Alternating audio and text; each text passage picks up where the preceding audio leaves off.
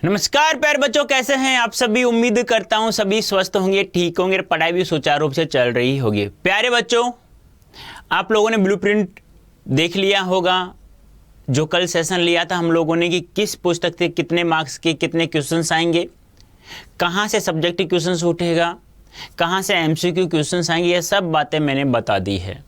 तो कल मैंने ये भी बताया होगा कि 3 मार्क्स के क्वेश्चन कितने आएंगे, किस पुस्तक से आएंगे, ये भी मैं बता चुका हूँ। एक बात अवश्य ध्यान रखना कि वितान भाग 2 से कोई भी किसी भी प्रकार का डेस्क्रिप्टिव अर्थात सब्जेक्टिव क्वेश्चंस नहीं आएगा, वहाँ से केवल एमसीक्यू ही आएगा। तो आज हम चर्चा करेंगे प्यारे बच्चों इस सेशन में 3 मार्क्स वाले PYQ यानी most important question in previous year questions की बात करेंगे हम लोग। ध्यान रखना, most important in previous years question जो आ चुके हैं आपके एग्जाम में, इन पिछले 5-6 साल के हम लोग उठा करके देखें तो वहां से आ चुके हैं। और वही क्वेश्चंस बस शब्दों के हेर फेर, इन शब्दों को उलट पुलट करके एग्जामिनर उन्हीं क्वेश्चंस को आपके एग्जाम में प्रोवाइड करवाते हैं। तो आपको वहीं से ही 101% मैं बता रहा हूं, यहां से क्वेश्चंस अवश्य आएंगे, ये ध्यान आपको रखना है। ठीक है, तो चर्चा कर लें हम लोग। आ जाइए, जुड़ जाइए सेशन से। यदि अभी तक आपने पढ़ाई शुरुआत नहीं की है तो बेटा शुरुआत कर दे। हिंदी विषय की भी उतना ही महत्वपूर्ण है जितना आपके अदर सब्जेक्ट हैं। तो जल्दी से आ जाइए, जुड़ जाइए। 3 मार्क्स की क्वेश्चन हम लोग देख लेते हैं। मैं आपसे यहाँ यही भी पूछूंगा कि यह क्वेश्चन किस चैप्टर से है। मैंने चैप्टर का नाम नहीं दिया है, ठीक है। मैं आपसे पूछूंगा जिससे आप लोगों को पता तो चले। पहला क्वेश्चन है, जहां पर दाना रहते हैं वहीं नादान भी होते हैं, कवि ने ऐसा क्यों कहा है। आपको मुझे बताना है कमेंट बॉक्स में कि यह जो क्वेश्चंस है किस कविता या किस चैप्टर से लिया गया है। आपको उसका चैप्टर का नाम लिखना है। हाँ, चैप्टर का नाम लिखना है, चैप्टर नेम कौन सा है आपका, और उसके लेखक यानी कवि का लेखक का नाम भी लिखना है।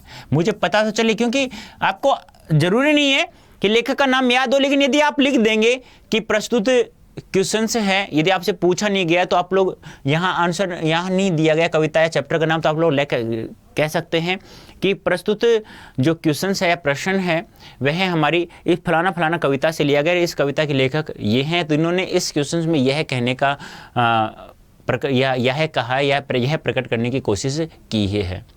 यहाँ नादान और दाना यानी जिस व्यक्ति को, जहाँ ये मैं बता देता हूँ पहले तो, यह आत्म परिचय जो आपकी कविता है, आत्म परिचय वहाँ से लिया गया है। और इसके कवि का नाम है हरिवंश राय बच्चन जी। ये वही हैं जो फिलहाल अमिताभ बच्चन है ना, उनके पिताजी अभिषेक बच्चन के दादाजी हैं। प्यारे बच्चों, याद रहेगा ना, कोई दिक्कत है तो यहाँ नादान मूर्ख है, दाना यानी कि जिस इंसान को इस यह संसार है अपनी भौतिक विलास की वस्तुओं को इकट्ठा करने में पागल हो रहा है, ऐसा संसार मुझे बिल्कुल भी कतई पसंद नहीं है, ऐसा हरिवंश राय बच्चन जी कहते हैं। और ये लोग मूर्ख हैं जो अपने आप को समझदार समझते हैं, और समझदार वही है जहाँ जिनको चुग्गा मिलना या 2 वक्त की रोटी मिल जाए वही वहीं के वहीं जम जाता है। तो वही लोग क्या होते हैं, मूर्ख होते हैं। नादान अर्थात मूर्ख व्यक्तिगत सांसारिक मायाजाल में फंस जाता है। मनुष्य इस मायाजाल को निरर्थक मानते हुए भी इसी के चक्कर में फंसा रहता है। मनुष्य इसे सत्य मानने की नादानी कर बैठता है और वैभव समृद्धि के चक्कर में पड़ जाता है। इसके विपरीत कुछ ज्ञानी लोग भी इस संसार में रहते हैं जो अपने लक्ष्य को नहीं भूलते हैं। अर्थात कवि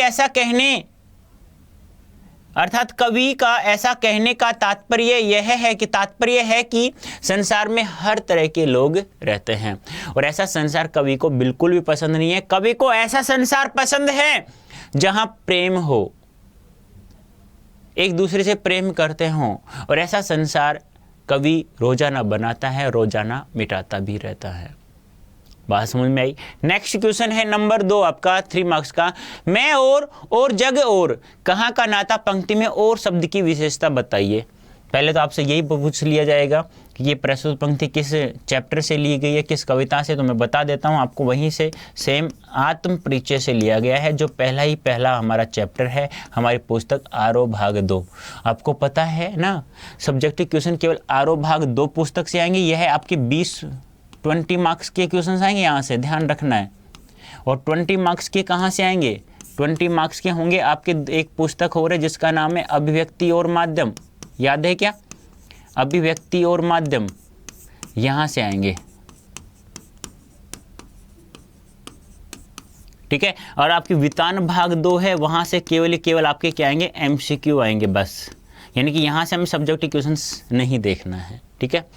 तो देख लीजिएगा, यहां और शब्द 3 बार प्रयोग हुआ है, तो यहां पर क्या है? यमक अलंकार है, ठीक है। हाँ, जब किसी शब्द की बार बार आवर्ती होती है और इन शब्दों का अर्थ बार बार अलग होता है तो वहीं यमक अलंकार होता है। आपके अलंकार है तो हैं, लेकिन कौन कौन से अलंकार आपको पता होना चाहिए। अलंकार से आपके कितने क्वेश्चंस पूछे जाएंगे?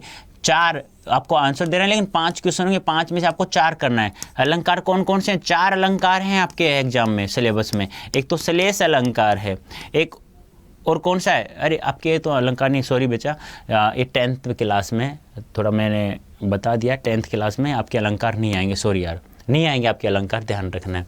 10th में है, अलंकार दिया हुआ है तो वो ध्यान रह गया मुझे, कोई बात नहीं, आपके अलंकार नहीं पूछा जाएगा। देखो यहाँ और शब्द का 3 बार प्रयोग हुआ है, अतः यहाँ यमक अलंकार है। पहले और में कवि स्वयं को आम व्यक्ति से अलग बताता है, यानी पहले और का जो प्रयोग हुआ है वह कवि स्वयं के लिए प्रयोग किया है, जो प्रत्येक व्यक्ति रहता है संसार में, आम जन रहता है, उनसे अलग बताता है स्वयं को। दूसरे ओर के प्रयोग में संसार की विशिष्टता को बताया गया है, दूसरे ओर में संसार के बारे में बताया, उस विशिष्टता के बारे में बताया। और तीसरा ओर का प्रयोग यह दिखाने के लिए किया है कि संसार और कवि का आपस में किसी भी तरह का कोई संबंध नहीं है, दोनों को, कवि अपने स्वयं को और संसार को दोनों से क्या करता है? तीसरा वाला ओर है वो अलग अलग करता है कि मेरा अर्थात कवि का और इस संसार का कोई भी दूर दूर तक का कोई भी रिश्ता नहीं है, कोई भी संबंध नहीं है, कोई भी नाता नहीं है। समझ में आया? पहले ओर का संबंध क्या है? कवि स्वयं के बारे में बताने की कोशिश की है, दूसरा ओर संसार के बारे में बताने की कोशिश की है, तीसरा ओर है वह दोनों को अलग अलग करता है, और यहां हमारा यमक अलंकार प्रयोग किया गया है, ठीक है। नंबर 3 है, 3 मार्क्स का ही क्वेश्चन है, शीतल वाणी में आग के होने का क्या अभिप्राय है? कहां से लिया गया? अभी कौन से चैप्टर से लिया गया है? क्या नाम है उस चैप्टर का? क्या आप लोग नाम बता सकते हैं? तो कमेंट कीजिए ना, नाम बताइए। मैं कमेंट देखता हूं, ध्यान रखना, ऐसा मत सोचना कि मैं कमेंट नहीं देखता हूं। तो यह भी आपकी कविता है आत्म परिचय। शीतल वाणी में आग होने से क्या अभिप्राय है? कवि कहता है ना कि मैं शीतल वाणी में आग लिए फिरता हूं, लेकिन फिर भी प्यार लिए फिरता रहता हूं। तो क्यों कहा है? इसका अभिप्राय क्या है? देख लीजिएगा। कवि ने यहाँ विरोधाभास अलंकार का प्रयोग किया है कि कभी भी आपको देखो किसी की वाणी में आग निकलती है क्या? यानी कि मान लो जैसे कि मान लो ए नामक लड़का है ये, और ये बी नामक लड़की है, ए और बी। इस ए ने बी के साथ कुछ ज़बरदस्ती की तो बी ने क्या कर दिया? इस पर केस कर दिया, केस ठोक दिया नालायक पर। अब ये कहाँ मिलते हैं प्यारे बच्चों? अदालत में मिलते हैं। अदालत में तो लड़की से बुलाया जाता है कि बताओ इस नालायक ने तुम्हारे साथ क्या किया, क्या बदतमीजी की। तो ले जाए लड़की बोलेगी तो लड़की के मुंह से आग थोड़ी निकलेगी, आग निकलती तो नालायक को यहीं भस्म कर देती। बात हो जाए ना। तो यहाँ क्या है कि किसी की भी वाणी में आग नहीं होती है, तो यहाँ विरोधाभास, विरोध प्रकट किया गया, तो यहाँ विरोधाभास अलंकार का प्रयोग किया गया। इसका अभिप्राय यह है कि कवि अपनी शीतल और मधुर आवाज में जो साहस और आत्मविश्वास रखता है, लेकिन उसके मन में विद्रोह असंतोष का भाव प्रबल है, वह समाज की व्यवस्था से संतुष्ट नहीं है, वह प्रेम सहित संसार को अस्वीकार करता है, अतः अपनी वाणी के माध्यम से अपनी असंतुष्टि को अभिव्यक्त करता है। इसलिए उसकी शीतल वाणी में विद्रोह की आग भरी हुई है। कहने का तात्पर्य क्या है? कवि के मन में असंतोष भरा हुआ है, कवि के मन में खुशी नहीं है इस संसार को देख करके, क्योंकि यह संसार है जो माया साल में फंस चुका है। यह अपनी भौतिक भोग विलास की वस्तुओं को इकट्ठा करने में जुट गया है, जहाँ पर जिसको खाने को मिल जाए वहीं के वहीं रुक जाता है, बस अपने ही परिवार को संभालने में लगा रहता है। एक बड़ा सा मकान बना लेता है, सुबह निकल जाता है, शाम को आकर सो जाता है, फिर सुबह निकल जाता है, शाम को आकर फिर सो जाता है, फिर सुबह निकल जाता है, फिर शाम को आकर फिर सो जाता है। अरे ऐसा मकान बनाने का क्या फायदा? बात समझ में आ रही है ना? कहीं पे भी सो लो यार, प्रेम लो ना, प्रेम होना चाहिए। ये कौन सा मतलब है सुबह चले जाओ फिर शाम को आकर बच्चों से प्यार प्रेम करने की कोशिश करो? कितना करोगे? सुबह से लेकर शाम तक आप काम करेंगे, फिर थक जाओगे, फिर सो जाओगे। ये कोई प्रेम हुआ क्या? कभी को ऐसा संसार बिल्कुल भी पसंद नहीं है। तो प्रेम किसको पसंद नहीं है? कमेंट करके बताइए मुझे, किस किस को पसंद है, एक बार बता दीजिएगा मुझे। अस्थिर सुख पर दुख की छाया, पंक्ति में दुख की छाया किसे कहा है? बताना है मुझे कमेंट बॉक्स में किस कविता से लिया गया है और उस कविता के लेखक का नाम बताना है, तभी तो आप लोग कर पाओगे ये सब। अनामिका काव्य संग्रह, बादल राग 6, बादल राग कविता याद है क्या? कुछ याद है तो बता दो मुझे। कवि दुख की छाया मानव जीवन में आने वाले दुखों कष्टों को कहा है। कवि का मानना है कि संसार में दुख कभी स्थायी नहीं होता है, उसके साथ साथ दुख सुख स्थायी नहीं होता, उसके साथ दुख का प्रभाव भी रहता है। कहते हैं ना सुख बहुत कम दिनों के लिए होता है। कहते हैं ना यार सुख दुख ही दुख प्राप्त होता है, यार सुख तो प्राप्त ही नहीं हुआ। वो किस लिए नहीं हुआ, क्यों नहीं हुआ? उसका कारण यही है सबसे बड़ा, क्या कि सुख होता है वह इंसान को दिखता ही नहीं है, बस उसको दुखी दुखी क्या करूं यार, उस एग्ज़ाम में इतने नंबर से रह गया, फलाना फलाना एग्ज़ाम में इतने नंबर से रह गया, मेरा नसीब ही ख़राब, मेरा लक ही ख़राब है। अरे भाई लक है ना, लिखा नहीं जाता है, इंसान अपने कर्म के द्वारा लक बनाता है। आप मेहनत करो ना, कर्म करते रहो ना यार, फिर देखो आप कहाँ पहुँचते हो। अब आप लोग हिंदी है ना एग्जाम के 2-3 दिन पहले पढ़ोगे तो फिर कैसे यार, कैसे अच्छे नंबर आएंगे? अभी से पढ़ना स्टार्ट करो थोड़ा थोड़ा, फिर देखते हैं एंड में से एंड मार्क्स क्यों नहीं आते। ज़्यादा मत पढ़ो यार, जितना पढ़ा रहा हूँ उतना तो पढ़ लो बस। ज़्यादा मैक्सिमम 10-15 मिनट का एक सेशन होता है, वो भी आप नहीं ले सकते हो तो फिर 24 घंटे में तो आपकी मर्जी है बेटा। धनी वर्ग निम्न वर्ग का शोषण करके पैसा अर्थात धन दौलत जमा करता है, परंतु उसे सदैव क्रांति की आशंका रहती है और वह सब कुछ छीनने के डर से हमेशा भयभीत रहता है। ठीक है, इसलिए अस्थिर सुख पर दुख की छाया मंडराती रहती है। यानी कि जो दुख है वह मंडराता रहता है किसके ऊपर? सुख के ऊपर। यानी कहने का तात्पर्य क्या है, सुख को यहाँ अस्थायी बताया है। क्या बताया है? अस्थायी बताया है, ये आपको ध्यान में रखना है। और दुख जो होता है उसे स्थायी बताया गया है, यानी दुख ही दुख रहता है। नेक्स्ट है विप्लव रव से ही छोटे ही शोभा पाते हैं। पंक्ति में विप्लव रव से क्या तात्पर्य है? छोटे ही शोभा पाते हैं, ऐसा क्यों कहा है? विप्लव रव यानी क्रांतिकारी, यानी जब जब क्रांति हुई है इस देश में, यानी कि कभी बादलों को क्रांति के रूप में दिखाया, यानी कि बादल क्रांति का ही प्रतीक है। आपसे पूछें बादल राग कविता में बादल किसका प्रतीक है, तो किसका प्रतीक है भी? किसका प्रतीक है? बादल का, सॉरी क्रांति का। और जब जब क्रांति हुई है, जब जब छोटे लोग ही शोभा पाते हैं, यानी कि जो निम्न वर्ग होता है, जो शोषित वर्ग होता है ना, वही शोभा पाते हैं हमेशा के लिए। और यही बात यहाँ बताई गई है। विप्लव रव से तात्पर्य क्रांति गर्जन अर्थात क्रांति की तेज आवाज। जब जब क्रांति होती है तब तब शोषक वर्ग या सत्ताधारी वर्ग के सिंहासन हिल जाते हैं, क्योंकि उन्हें डर रहता है कि मैंने जितने दिन इतने साल जो मेहनत की है, जो शोषण किया है लोगों का, वो धन इकट्ठा किया, वो सब अब समाप्त होने वाला है। उनकी संपत्ति, प्रभु सत्ता आदि समाप्त हो जाती है। कवि ने कहा है कि क्रांति से छोटे ही शोभा पाते हैं। यहाँ छोटे से तात्पर्य आम आदमी अर्थात निम्न वर्ग से है, शोषित वर्ग से है।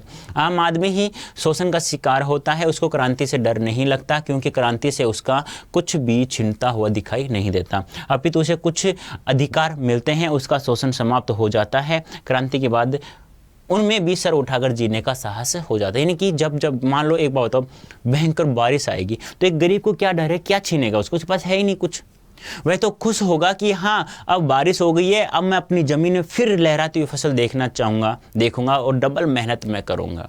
वही बात है, जिस बीज को हम लोग एक ज़मीन में डाल देते हैं तो वह गल करके कहते हैं ना कि क्या कहते हैं भी, गल करके एक पौधा बनता, अंकुर फूटता है, वह धरती के सीने को चीर करके बाहर निकलने की कोशिश करता है। कब? कि बाहर का वातावरण, जब बारिश होगी, जब बिजली कड़केगी, जब आंधी तूफान आएंगे, बरसात आएगी, तो मैं भी अपने आप को पृथ्वी के ऊपर लाऊंगा और बाहर का वातावरण देख पाऊंगा। तो वही बात यहाँ है, यानी कि जो अंकुर को बताया गया है वह भी यहाँ शोषक वर्ग का ही प्रतीक, शोषित वर्ग का ही प्रतीक बताया गया है।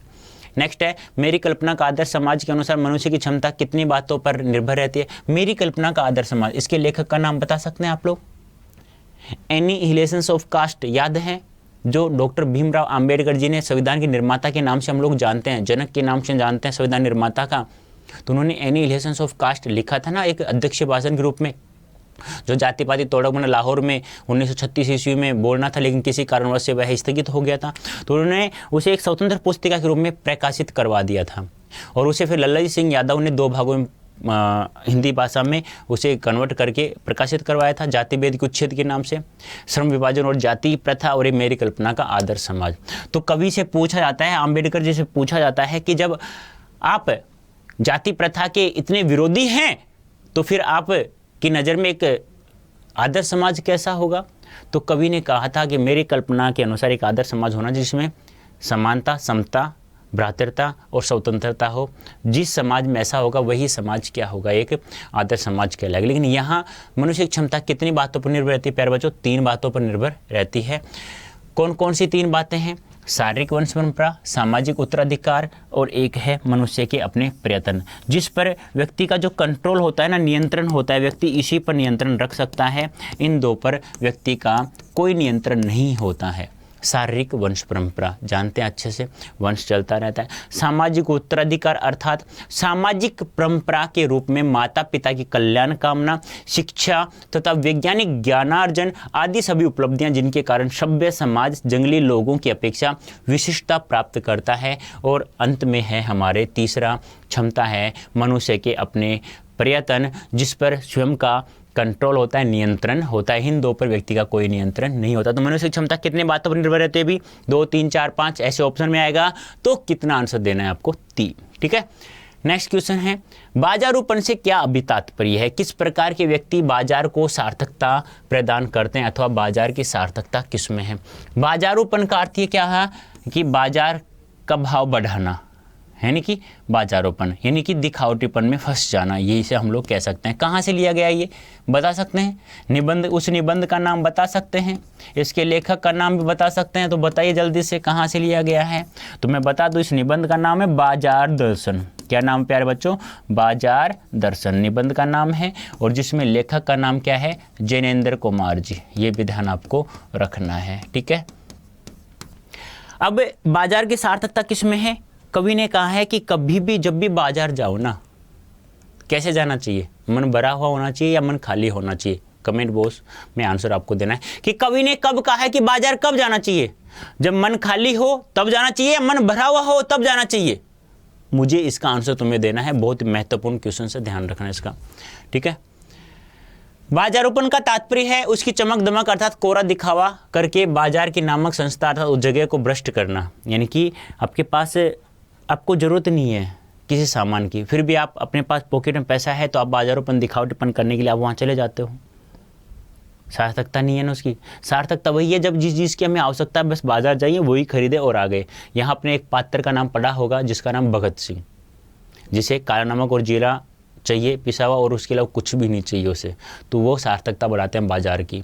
और तुम लोग जो होते हैं ना कि एक शूज़ की जोड़ी और एक और पसंद आ गई तो एक और ले आते हैं, तो वो बाजारोपन है। बाजार का लक्ष्य मनुष्य की आवश्यकताओं की पूर्ति करना होता है। रुपये की क्रय शक्ति, परचेजिंग पावर का प्रदर्शन करके अनुपयोगी तथा अनावश्यक वस्तुओं को बहुतायत में खरीदने से बाजार के स्वरूप में जो विकार उत्पन्न होता है वही बाजारोपन है। जो व्यक्ति अपनी ज़रूरत के अनुसार सामान खरीदता है वही बाजार की सार्थकता है। इस प्रकार के लोग बाजार की चमक दमक में न आकर अपनी आवश्यकता की चीज़ें खरीदते हैं। इसी प्रकार दुकानदार भी ग्राहकों को उचित मूल्य पर उनकी आवश्यकता अनुसार ही चीज़ें बेचते हैं, उन्हें लोभ लालच से नहीं आने देते। ऐसे ही बाजार की सार्थकता है। यानी कि देखो, आप लोगों को आवश्यकता नहीं है, आपको कहते हैं ना कि एक के साथ एक फ्री, चलो तुम ले आते हो। 2 के साथ एक फ्री, तो 2 एक की आवश्यकता है, 2 के साथ एक फ्री और आ रहा है तो 2 ले लेते हो, 3 हो गई आपके पास। तो फिर उस वस्तु की कमी हो जाएगी, फिर कंपनी उस प्रोडक्ट को निकालेगी तो उसकी कॉस्ट में वृद्धि कर देगी। तो वही आजकल चल रहा है। कवितावली में उद्धृत छंदों के आधार पर स्पष्ट करें कि तुलसीदास को अपने युग की आर्थिक विषमता की अच्छी समझ थी। याद है ना कवितावली किसके द्वारा? तुलसीदास जी द्वारा रचित है।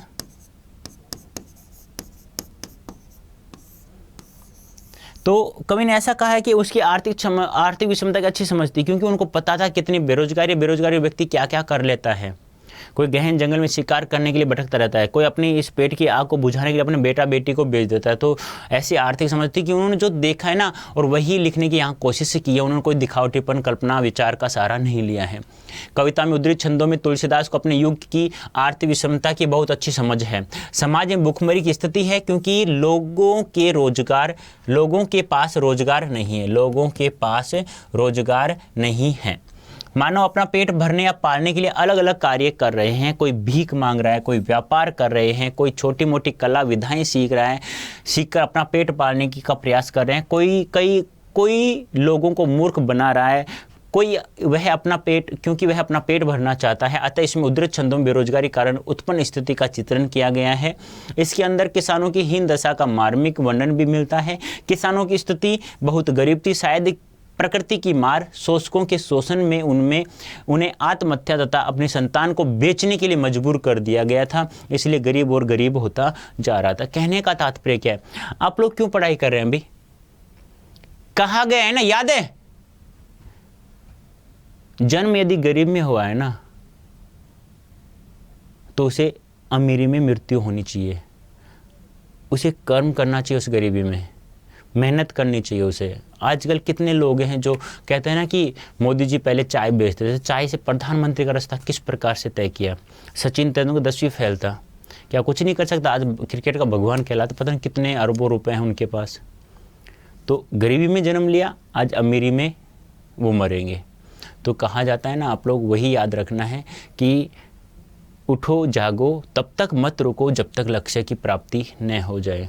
एक नया इतिहास लिख के जाना है आप लोगों को यहाँ, और नया इतिहास जब भी लिखोगे जब कुछ हट करके कुछ कार्य करोगे प्यारे बच्चों। तो वही बात यहाँ बताई गई है। नेक्स्ट है, पेट की आग का समन ईश्वर भक्ति का मेघ ही कर सकता है। तुलसी का यह काव्य सत्य है, क्या इस समय भी युग सत्य है? तर्क संगत उत्तर। बात तो सही है।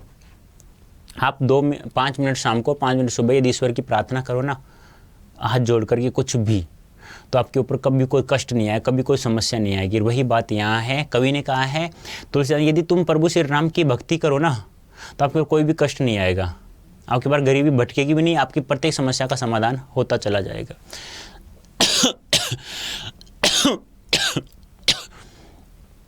जब व्यक्ति के पेट में भूख अर्थात आग जलती है, तो वह उसे बुझाने के लिए अनेक प्रकार के कार्य करता है। वह उस समय अच्छा बुरा नहीं सोचता है, और ना ही वह धर्म और अधर्म के बारे में सोचता है। वह हर तरह का उल्टा अर्थात बुरा कार्य करता है। यदि वह ईश्वर की भक्ति में लीन हो जाए तो उसके पेट की आग बुझ सकती है, अर्थात समन हो सकता है, क्योंकि ईश्वर की कृपा से वह सब कुछ प्राप्त कर सकता है। तुलसीदास की यह रचना उस समय जितनी सत्य दिखाई दे रही थी, वह आज भी उतनी ही प्रासंगिक है जितना कि उस समय थी।